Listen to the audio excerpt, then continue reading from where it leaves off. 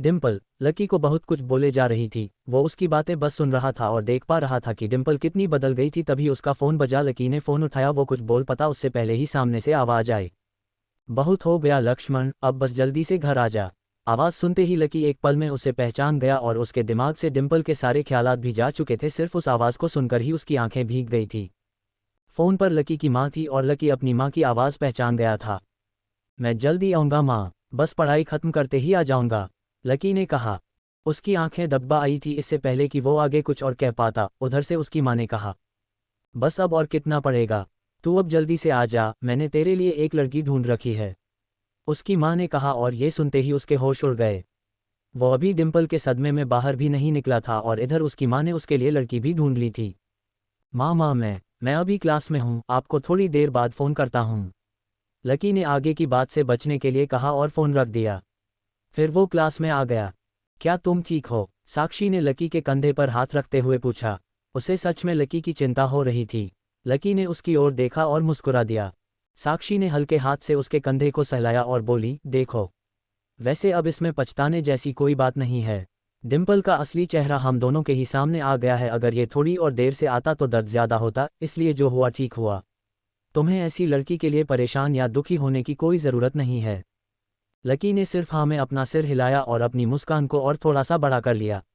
साक्षी के उसके कंधे पर हाथ रखने की वजह से लकी को और भी अच्छा महसूस हो रहा था। कम से कम उसके आसपास कोई तो था जिस पर वो विश्वास कर सकता था। हाँ यार, तू चिंता मत कर, तुझे इस डिम्पल से भी अच्छी लड़की मिलेगी, देख लेना, प्रीतम ने भी दूसरी तरफ से उसके कंधे को थपथपाते हुए कहा। लकी को अब सचमुच काफ़ी अच्छा लग रहा था। तभी साक्षी तपाक से बोली, अच्छा चलो, आज हम तुम्हारे आज़ाद होने का जश्न मनाते हैं। मैं अपनी तरफ से तुम्हें ट्रीट दूंगी। कॉलेज के बाहर कहीं चलें, कैंटीन का खा खाकर मैं बोर हो गई हूँ। हाँ यार, कैंटीन से तो मैं भी बोर हो गया हूँ, प्रीतम ने कहा। साक्षी ने उसे घूरकर देखा और बोली, अबे तुम्हें कौन ले जा रहा है? ये सुनकर प्रीतम को झटका सा लग गया। वो जानता था कि साक्षी बहुत ही साफ और सपाट बात करने वाली लड़की थी, लेकिन एक दिन वो भी उसकी इस साफगोई का शिकार हो जाएगा, इसका उसे अंदाज़ा नहीं था। नहीं नहीं, मैं तो खुद भी नहीं आ रहा था यार, मुझे तो निम्मी से मिलने के लिए जाना था। मैं तो बस बता रहा था कि मैं भी बोर हो गया हूँ कैंटीन का खा खाकर, प्रीतम ने अपनी ओर से सफाई देते हुए कहा। हाँ, लेकिन ट्रीट तुम मुझे नहीं, मैं तुम्हें दूंगा, पर आज नहीं, किसी और दिन। और इस बार हम उस चमन पाव भाजी वाले के पास नहीं जाएंगे, उससे थोड़ी सी दूरी पर सामने वाली लेन में जो रेस्टोरेंट है ना, सन एंड मून, वहाँ चलकर कुछ खाएंगे, लकी ने कहा और अपनी जगह से खड़ा हो गया। साक्षी ने जब उसके मुंह से जब सन एंड मून का नाम सुना तो उसके कान खड़े हो गए। उसे उम्मीद नहीं थी कि लकी को डिम्पल के जाने के बाद इतना बड़ा झटका लगेगा। जितना पैसा लकी 10 दिन में कमाता था, साक्षी ने सुना था कि सन एंड मून में उतने पैसे में तो सिर्फ एक बार में पूरा हो जाता था। उसे बिल्कुल भी विश्वास नहीं हो रहा था कि लकी इतना बड़ा कदम उठा लेगा। वो झिझक कर हंस पड़ी और बोली, हाँ, मतलब ठीक है, मैं इंतज़ार करूंगी। वैसे तुम्हें एक बात बताऊं, मैं आज तक कभी सन एंड मून में नहीं गई। साक्षी के चेहरे पर हल्की सी शर्म आ गई थी।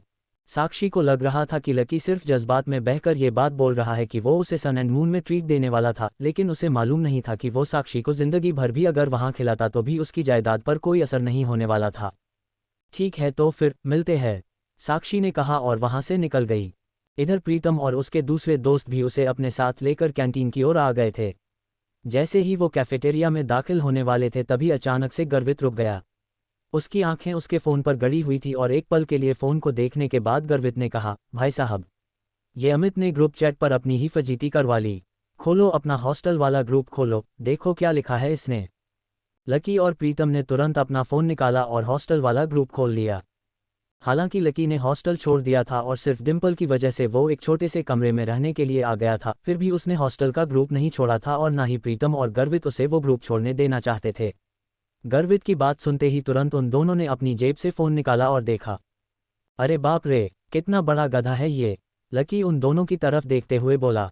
अमित ने उस ग्रुप में एक मैसेज भेजा हुआ था जिसमें लिखा था, दोस्तों, आज से तुम्हारा भाई अमित सबके सामने ये ऐलान कर देना चाहता है कि तुम्हारा भाई फिर से सिंगल से मिंगल हो गया है।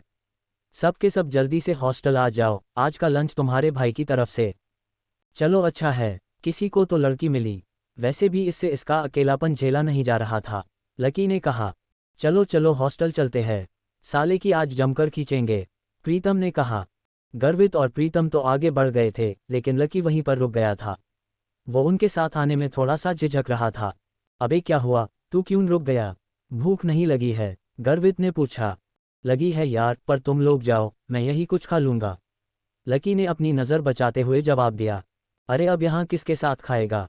तेरे साथ खाने वाली तो अभी किसी और के साथ खा रही है, इसलिए चलना भाई, तू हमारे साथ खा लेना।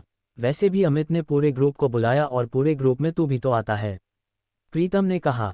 हाँ, पर लकी के पास इसके आगे कुछ कहने के लिए बचा नहीं था। उसका मन तो उन दोनों के साथ जाने के लिए बहुत कर रहा था, पर वो फिर से हॉस्टल नहीं जाना चाहता था। अब वो हॉस्टल का हिस्सा नहीं रह गया था, इसलिए उसे लग रहा था कि वहाँ खाना ठीक नहीं था। भाई मुझे मालूम है तू क्या सोच रहा है, लेकिन तुझे मालूम नहीं है कि हम क्या सोच रहे हैं, गर्वित ने कहा। क्या सोच रहे हो? लकी ने उत्साह में पूछा। प्रीतम और गर्वित दोनों मुस्कुराने लगे और लकी को देखकर बोले, आज के आज ही हम तेरा कमरा खाली करे देंगे। गर्वित ने कहा। क्यों क्यों खाली कर दोगे? लकी ने पूछा। क्योंकि तू फिर से हमारे साथ रहने के लिए आने वाला है साले। प्रीतम ने उसके कंधे पर हाथ रखा और उसे खींचकर अपने साथ लाने लगा। लकी ये बात सुनकर खुश हो गया था। उसे लग रहा था कि वो डिम्पल के जाने के बाद उस कमरे में अकेला हो जाएगा, लेकिन जब उसके ये दोस्त जिंदा थे तब तक वो उसे अकेला नहीं छोड़ने वाले थे। थैंक्स यार, तुम लोग हो तो मैं। इसके आगे लकी कुछ कह नहीं पा रहा था, लेकिन उसकी आंखों में उसके दोस्तों के लिए प्यार साफ नजर आ रहा था। थोड़ी देर के बाद जब वो तीनों हॉस्टल पहुंचे तो उन्होंने देखा कि एक लड़का और एक लड़की एक साथ एक पलंग पर हाथ पकड़कर बैठे हुए थे। अरे, तुम लोग वापस आ गए? अमित ने चौंकते हुए लड़की का हाथ छोड़ा और तीनों की ओर देखते हुए कहा। अमित का कद हॉस्टल के बाकी लड़कों से लंबा था। उसका शरीर दुबला लेकिन सुडौल था। वो खेल कूद में बहुत अच्छा था। बेबी ये मेरे दोस्त है। दोस्तों ये मेरी बेबी, मेरा मतलब मेरी गर्लफ्रेंड है, रोशनी, म्यूजिक सीख रही है, अमित ने कहा और रोशनी ने सबको हाई किया और फिर अमित बोला, रोशनी ये मेरे रूममेट्स है, गर्वित, प्रीतम और लकी। लकी अब हमारे साथ नहीं रहता लेकिन हमारे दिलों में अभी भी जिंदा है ना लकी? अमित ने थोड़ा मजाकिया अंदाज में कहा। हाँ अमित भाई, पहले नहीं रहते थे पर भाई साहब अब हमारे साथ फिर से रहने के लिए आ रहे हैं, इसलिए आपने इनके बिस्तर पर अपने जो वे प्रोटीन के डब्बे जमा रखे हैं उन्हें हटा लीजिए, गर्वित ने कहा। ये सुनते ही अमित का चेहरा खुशी से खिल गया। वो चाहता तो यही था कि लकी, जो कि उन सब की जान था, वो वापस आ जाए, लेकिन वो ऐसे अचानक से वापस क्यों ना रहा था इस बात का उसे अंदाज़ा नहीं था। इसलिए उसने पूछा, पर क्या हुआ भाई? लैंडलॉर्ड से लड़ाई वड़ाई हो गई क्या? नहीं यार, ऐसा कुछ नहीं है, लकी ने धीमी आवाज में कहा। प्रीतम समझ गया था कि लकी को आगे की बात करने में शर्म आ रही थी, इसलिए इससे पहले कि अमित आगे उससे कोई सवाल करता, प्रीतम ने उसका बचाव करते हुए कहा, अरे भाई, लाइफ है, कभी धूप है कभी छाँव है, चलता रहता है, तू ज्यादा सवाल मत कर और पलंग खाली कर जल्दी, प्रीतम ने कहा और रोशनी की ओर इशारा कर दिया। अमित समझ गया था कि वो उसके सामने इस बारे में कुछ बात नहीं करना चाह रहे थे। अमित ने भी आगे कुछ नहीं कहा और पांचों के बीच में एक खामोशी सी छा गई। अमित ने उस चुप्पी को तोड़ते हुए कहा, चलो तो फिर रॉबिन्स कैफे पर खाना खाने के लिए चलते हैं। रोशनी की रूममेट भी आने वाली है, तुम्हें और किसी को बुलाना है? लकी तू डिम्पल को बोल देना, वो भी आ जाएगी। अमित ने जैसे ही ये कहा, गर्वित और प्रीतम उसे गुस्से से देखने लगे। प्रीतम ने तो अपना सिर ही पकड़ लिया था। अमित की मोटी बुद्धि में उसकी छोटे छोटे इशारे कभी नहीं घुस सकते थे, ये बात वो अच्छी तरह से समझ गया था। इधर लकी और डिम्पल के बारे में सिर्फ उन तीनों को ही नहीं बल्कि पूरे हॉस्टल को पता था। अमित को ये भी मालूम था कि लकी डिम्पल को कभी किसी अच्छी जगह खाने पर नहीं ले जा पाता था, इसलिए उसने सोचा कि उसको ये मौका भी वो अपनी तरफ से ही दे दे।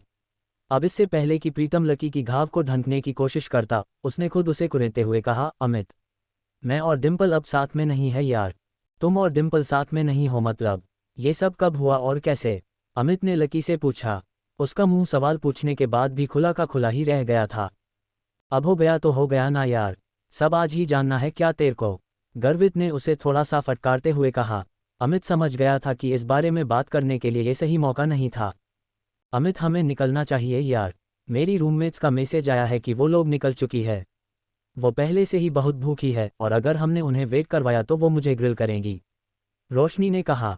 हाँ अब अगर ऐसा है तो प्रीतम जी, गर्वित जी और लकी जी, आप अपने अपने कपड़े बदलो। प्रीतम तू लकी को कुछ बढ़िया सा दे देना, और प्लीज सब लोग जल्दी तैयार हो जाओ, हम लोग बाहर इंतजार कर रहे हैं, अमित ने कहा और रोशनी का हाथ थामकर वो बाहर आ गया। इधर प्रीतम ने कमरे का दरवाज़ा बंद कर लिया था। अमित और रोशनी कमरे के बाहर खड़े थे। जहां अमित बार बार कमरे के दरवाजे की ओर देखे जा रहा था, वहीं रोशनी अपने हाथ बांधे और मुंह फुलाए बरामदे के उस पार देखे जा रही थी। जब अमित की नज़र रोशनी पर पड़ी तो वो समझ गया कि कोई तो बात थी। जिस तरह से वो हाथ बंद के खड़ी थी उससे साफ समझ में आ रहा था कि रोशनी को किसी बात पर गुस्सा आ रहा था। क्या हुआ बेबी, कुछ हुआ है क्या? अमित ने पूछा। नहीं कुछ नहीं यार, बस ऐसे ही, रोशनी ने कहा और अपना चेहरा दूसरी ओर घुमा लिया। बोलो ना बेबी, क्या हुआ? मेरी कोई बात बुरी लगी गई क्या आपको? अमित ने फिर से पूछा। रोशनी ने एक बार के लिए उसे देखा और फिर एक गहरी सांस लेते हुए बोली, तुम्हें ऐसा नहीं लगता कि तुम्हारे ये जो रूममेट्स है ये बहुत ही एवरेज से है? मतलब तुम खुद देखो ना गर्वित की शक्ल अच्छी है, ना प्रीतम की पर्सनैलिटी में कोई अपील है, और चलो लकी फिर भी थोड़ा बहुत अच्छा लगता है, लेकिन वो जिस तरह से रहता है और जिस तरह के कपड़े पहनता है उससे साफ दिखता है कि उसकी जेब टाइट है। अब ऐसे लोगों को मैं अपनी रूममेट्स के सामने कैसे ले जाऊंगी, तुम ही बताओ। अमित को उसकी बात सुनकर मन ही मन काफ़ी अजीब लगा। अरे हम सिर्फ खाना खाने ही तो जा रहे हैं, हम कोई ब्लाइंड डेट थोड़ी सेट कर रहे हैं इनके और तुम्हारी रूममेट के बीच में, तो फिर तुम इतना परेशान क्यों हो रही हो? तुम्हें ऐसा लग रहा है कि मेरी रूममेट बाहर इतना दूर इतनी धूप में सिर्फ और सिर्फ खाना खाने के लिए आ रही है? अमित तुम सच में डम हो। अरे भले ही उन्होंने मेरे फेस पर यह ना कहा हो कि वो ऐसा कुछ सोच रही है, फिर भी मैं जानती हूँ कि वो वहाँ सिर्फ तुम्हारे रूममेट से मिलने के लिए आ रही है। क्या पता किसी को कोई पसंद आ जाए तो।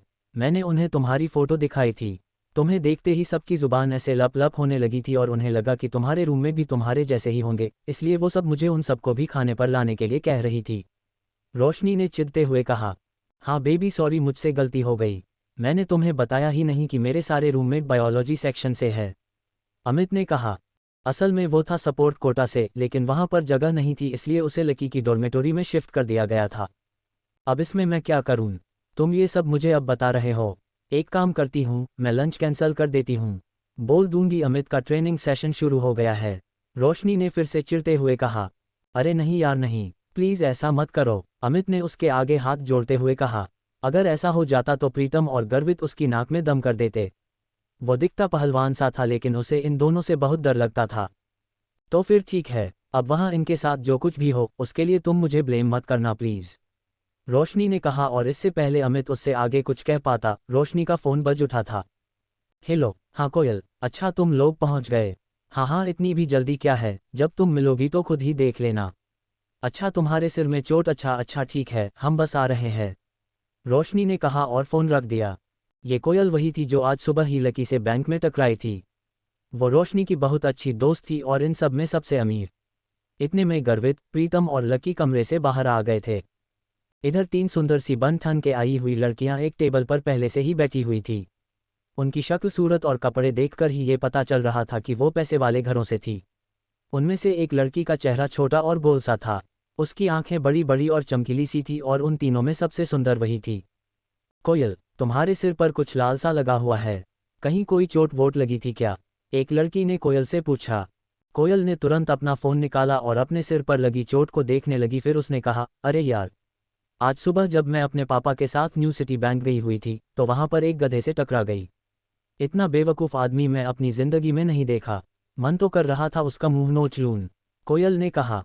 अब इधर कोयल लकी को कोस रही थी, जबकि दोनों इस बात से अनजान थे कि फिर से उनका सामना होने वाला था। आखिर क्या धमाका होगा जब कोयल और लकी फिर से एक दूसरे के सामने आएंगे?